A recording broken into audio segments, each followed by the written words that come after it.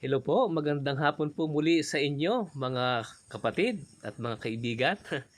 Narito po tayo sa aking bahay kubo, na talaga namang may ilan pang mga kawayan na pan po nakakalat dito sa aking kubo. Yan sana gagawin kong upuan pero hindi na nabigyan ng panahon. Tayo po ay medyo mag-aaral ngayon po ng salita ng ating Panginoon. At siguro dito ko ilalagay sa kabila. Parang mas komportable pa ako na dito po sa kabila ilagay ang ating video sapagkat nakakahiya yung ilang kalat na aking gagawing upuan na hindi ko po natapos. At atin pong riripasuhin ngayon ang isang magandang paksa tungkol po sa pangitain ni Pedro. Ano po ba talaga ang kahulugan po nito? Pero bago po natin po ito bigyan ng pansin ay tayo mananalangin muna. Ating alamin pagkatapos ng ating panalangin, ano ba talaga ang kahulugan? Ito po ba talaga ay literal na hayop na ipinag-utos ng Diyos na kainin na yung mga kanyang pinagbawal na karumaldumal sa Biblia? Dahilan sa sinabi niyang mga salita kay Pedro, o ito ay mayroong ibang kahulugan? Atin pong alamin sa simpleng analysis natin na gagawin sa mga talata. Pero bago po yan, tayo manalangin muna. Dakilang Diyos, sa hapong ito, maraming salamat po sa iyong pagsama sa amin at sa nawa po sa aming pag-aaral na ito. Samahan po kami ng iyong banal na Espiritu upang sa pamagitan po niya ituro sa amin ang kahulugan ng mga talata na aming babasahin. At nawa po, ito po ay maging gabay namin sa pag-abot ng kaalaman at kaunawaan tungkol sa iyong banal na kalooban kung ang pag-uusapan ay ang kalusugan ng aming pangatawan. Maraming salamat po Panginoon sa pagdinig mo sa aming panalangin. Ito po aming hiling sa pangalan ng aming Panginoong Hesus. Amen. Alam po ninyo, bago ko po umpisahan ang ating pag-aaral, sa banal na kasulatan ay interesado ang Diyos sa ating kalusugan. Kaya nga po nagbilin si Pablo na kung kayo may nagsisikain at nagsisinom o anuman ang inyong ginagawa, ay gawin ninyo sa ikalulugod ng ating Panginoong Diyos. Kaya ibig sabihin talaga pong lahat ng bagay na ikinalulugod ng Diyos ay ating gagawin kung pag-usapan po ang pagkain, inumin at yung ating mga gawain. Kaya na mas malawak po sa bagong tipan ang pagtupad ng mga batas ng kalusugan sapagkat sa Biblia, sa lumang tipan ay pinagbawal lamang yung mga karumaldumal. Pero sa bagong tipan ay mas malawak na kundi lahat ng uri ng iyong kinakain. Kapag magpapasama sa iyong katawan at hindi makakalugod sa Diyos ay hindi mo dapat gawin. Kaya halimbawa may diabetes ka. Alam mo naman na bawal sa iyo yung asukal. Malulugod ba ang Diyos kung kakain ka ng matatamis ay sobrang taas ng sugar mo? Diba? Kahit hindi bawal yung asukal, walang nakalagay sa Biblia na bawal yung asukal, bawal yung kolesterol na yung pinirito, ay sapagkat nasisira na ang kalusugan mo at ang iyong katawan, hindi na rin nalulugod ang Diyos. Kaya kahit hindi bawal yung piniritong isda, sapagkat yung pinarito ay nagiging sanhi ng mataas mong kolesterol at ikaw ay nagkakasakit, iiwas-iwas ka na rin diyan. Kaya mas malawak na po yan. Pero ang katanungan ay, bakit kung mas malawak sa bagong tipan ang tungkol sa pagpapalusog ng ating katawan, bakit tinuturo ng iba na pwede nang kainin yung karumaldumal? Na binanggit ng Diyos. Ang kasagutan ay sapagkat nakabasa ng talata dito sa Gawa 10. Kaya ating tingnan kung ano baga talaga ang sinasabi ng Gawa 10 para atin pong ma-determine kung pinapakain na baga ang mga karumaldumal na pinagbawal ng Diyos noong unang panahon. At tingnan po nating mabuti. Ang sabi po dito sa talatang 1 ng Gawa Kapitulo 10, sa Cesarea ay may isang lalaki na pangalay Cornelio, isang senturyon na tinatawag sa pultong ng Italyano. Masipag sa kabanalan, talatang 2 po ito, may takot sa Diyos at sa kanyang sambahayan, naglilimos ng marami sa mga tao at nananalangin sa Diyos. Minsan, isang oras ng ikasyam, kwan po ito, 6 alas 12 po. Si 6, 7, 8, 9, 10, 11, 12. Bakon pala. Ikasyam ay parang mga alauna. 7, 8, 9, 10, 11, 12, 1, 2, 3. Alas 3 pala, ano po? Mga alas 3 ay napakita ang anghel ng Panginoon na isang anghel ng Diyos na dumating sa sinasabi sa kanya. At tumingin siya, ano iyon, Panginoon? Sinabi sa kanya, ang panalangin mo at ang iyong mga limos ay umakyat hanggang sa harapan ng Diyos. Talatang 5. Ngayon magsugok ka ng mga tao sa Jopa, ay patawag mo ang isang Simon na tinatawag na Pedro. Yan po. Yan po ang context. Ano po? Si Cornelio ay kinausap ng anghel ng Diyos at sinabi, ipatawag mo si Pedro. Ano po? Sapagkat si Cornelio ay mabuting tao. Ano po? At dahil pinakita ng anghel, sinabihan siya na tawagin si Pedro, kaya nag-utos siya sa kanyang mga tauhan. At sa pangkasalukuyan naman, si Pedro nga ay nasa Jopa. Ano po? Talatang 6. At nanunuluyan kay Simon na tagapagluto ng balat. Ano po? Simon din ang tawag doon sa kanyang tinutuluyan, pero si Simon Pedro ang pinapatawag, hindi yung Simon na nagluluto ng balat. Ano po? Sabi dito, ang bahay nasa tabing dagat.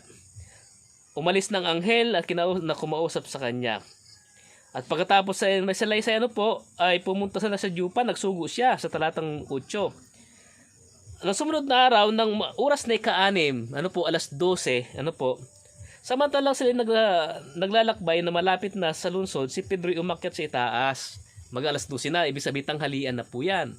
Pag alas 12, siya ay nagugutom at nais kumain, subalit habang inihanda niya ang pagkain ay nawalan siya ng malay.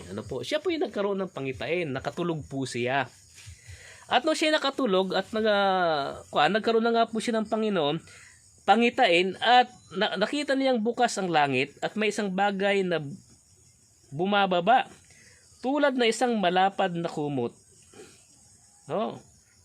Ito pong bumababa, yung isang bagay sa Grego iskios, At ang iskios ay utensil sa pagluluto. Na ito namang utensil sa pagluluto na ito ay parang malapad na kumot. Wala ka namang nakita na malapad na kumot maliban doon sa doon po sa panglatag sa lamesa. Pero itong nakita niya ay napakalapad, kasi ang maraming hayop sobrang lapad na sa lahat ng sulok ng kalangitan. At nandun daw ang lahat ng uri ng hayop na may 4 ang paa. Ibig sabihin, nandyan yung baboy, nandyan yung aso, nandyan yung pusa. Lahat ng 4 ang paa, hindi nandyan din yung baka. Ibig sabihin, magkahalo yung malinis at marumi. Magkahalo yung malinis na hayop at maruming hayop. Sa mga Hudyo, kapag malinis na hayop ay napasama sa marumi, nagiging po ang tawag na dyan ay marumi, at yung maruming hayop na bawal kainin, ang tawag po dyan ay karumal-dumal. Kaya dalawang salitang Grego po ang ginamit dito, koinos at akataratos. Ang koinos po ay yung pong malinis na naging marumi dahil sa napadikit sa karumal-dumal. At yung akataratos naman po, akataratos ay karumal-dumal po talaga po yun. At ang sabi, magtindig ka Pedro, magpatay ka't kumain.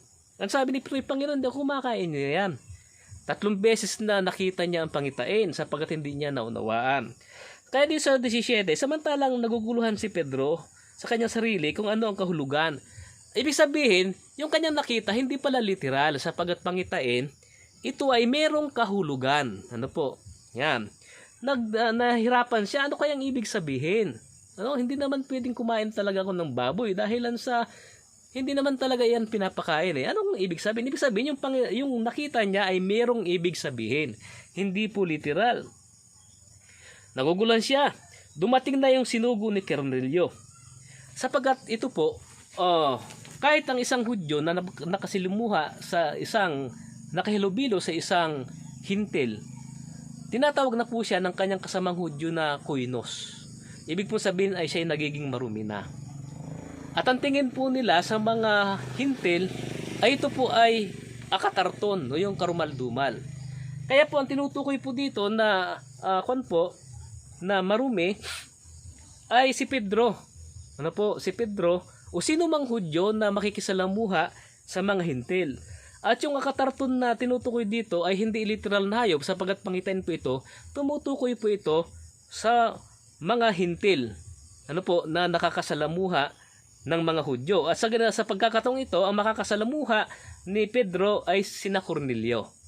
Kaya sina Cornelio yung parang tinutukoy na akatarton, at ito namang si Pedro ang kuinos. Kapag si Pedro ay sumamak papunta sa kana Cornelio, sa tingin ng mga Hudyo, siya po'y magiging kuinos. At madidiri sila, bakit ka pumunta doon sa akatarton sa mga hintil? Ay kinakailangang maligtas si Cornelio sapagkat mabuting tao, kaya binigyan siya ng Diyos ng pangitain para maunawaan niya at kinakailangan siya ay sumama. At nang kumatok na nga, ay tinanong kung nasaan si Pedro na tinatawag, si Simon na tinatawag na Pedro. At kwinento, itong aming amo na ito, si Cornelio ay mabait na tao, nagpakita ang anghel sa kanya at ikaw ay pinasusundo. Nung nasabi ito, nung mga tauhan ni Cornelio, saka naunawaan ni Pedro, ay kaya pala ako'y binigyan ng pangitain. Kaya dito sa talatang 28, ganito ang ating mababasa. Sinabi niya sa kanila, nalalaman ninyo na hindi ipinahintulot sa isang Hudyo na makisama. Kasi nga, tatawagin siyang kuinos o lumapit sa banyaga. Ngunit ipinakita sa akin ng Diyos na huwag kong tawaging ang isang tao na marumi o karumal-dumal. Ano po ang kahulugan ng pangitain? Sang-ayon sa paliwanag ni Pedro, literal po bang hayop yung tinatawag na karumal-dumal at marumi? Hindi po hayop ang tinutukoy kundi tao. Kaya sabi po ganito, ipinakilala sa akin ng Diyos na huwag kong tawagin ang isang tao na marumi o karumal-dumal. Yung tao na yon ang nilinis ng Diyos ni Kristo sa pamagitan ng kanyang dugo sa cross.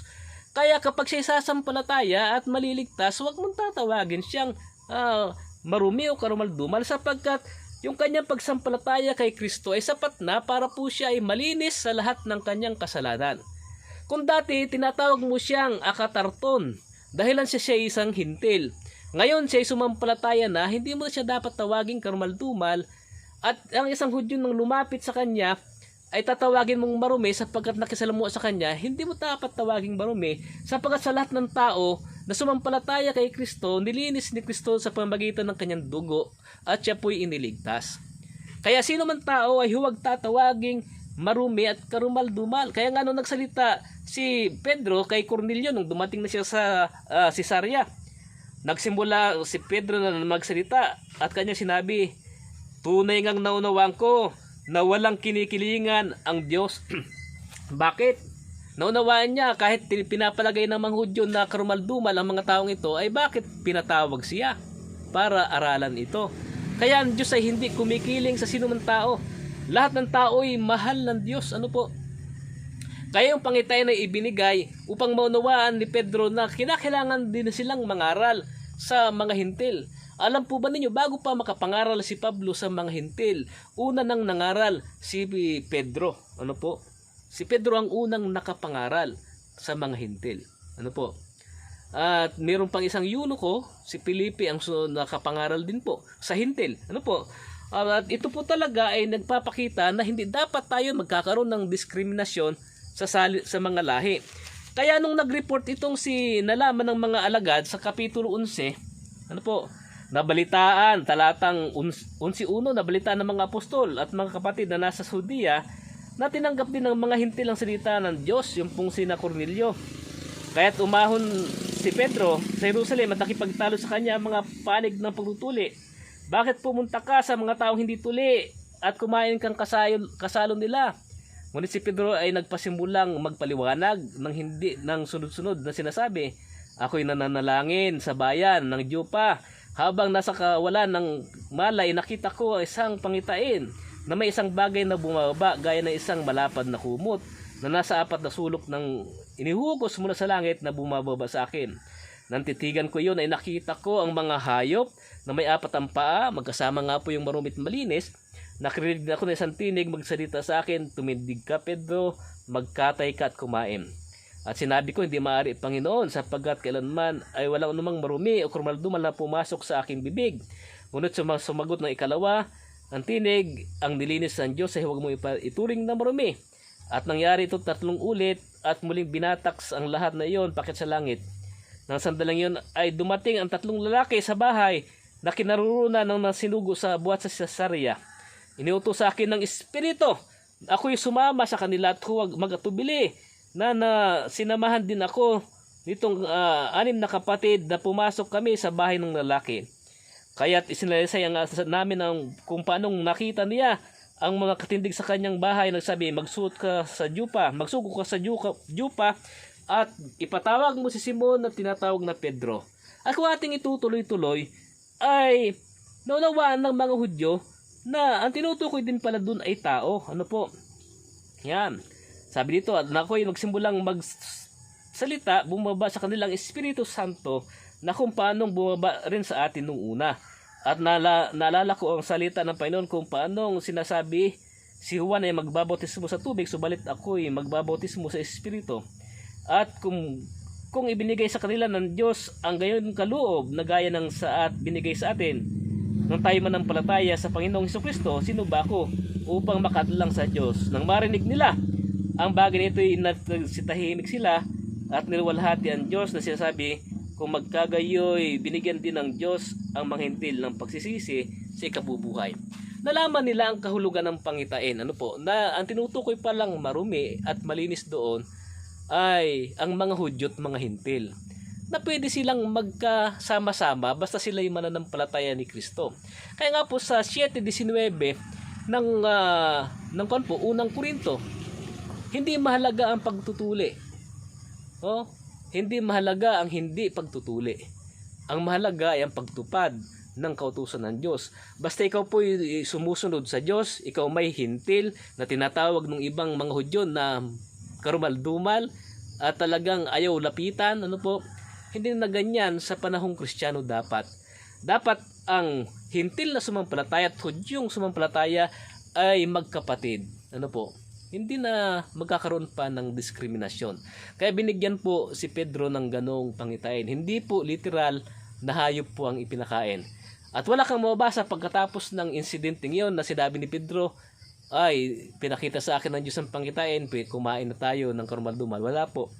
At tayo lamang sa panahon natin ngayon, ang nagsasabi na pwede nang kainin yung karumal-dumal na pinagbawal ng Panginoon. Alalahanin po natin sa bagong tipan ay mas malawak po ang pagsunod sa mga palatuntunan ng Diyos kung pag-uusapan po ang tungkol sa pagkain at inumin. Maraming salamat po sa inyong patuloy na pagsusubaybay sa aking mga video. Ang kapayapaan nawa ng Panginoon ay sumatin at sana mahaba na itong video ito. Sana ay may upload ko sa aking Facebook page. Kung hindi po ay sa aking YouTube po ito i-upload. Maraming salamat po muli sa inyong lahat.